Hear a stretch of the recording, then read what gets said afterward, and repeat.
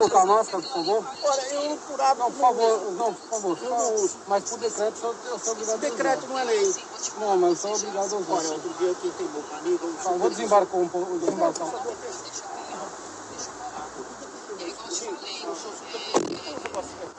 Ele quer ser de como tá, 450, você faz 4 de dentro. Aí eu peguei, amassei e joguei na cara dele. Se eu quer que eu jogue na sua cara, faz aquilo. Não, se eu jogar na minha cara, não vou fazer. Vou fazer ou se eu jogar na minha cara. E em seguida você já fala com o Delbel.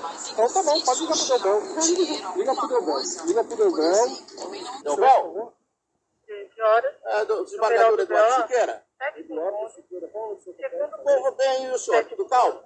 Eu estou aqui com um analfabeto do PMC, aqui, um rapaz. Ele falou que. Eu falei, eu vou ligar para ele, porque eu estou andando sem máscara, só estou eu na faixa de praia que eu estou. Ele está aqui fazendo uma multa e ele disse, então, eu falei, olha, isso não tem decreto. Eu expliquei de novo, eles não conseguem entender.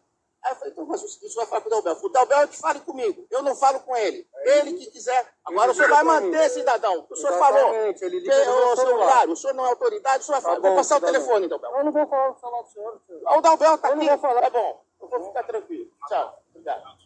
Vai fazer o procedimento e rasgar. Tá bom. Qual é o nome do senhor? Seu nome, por favor?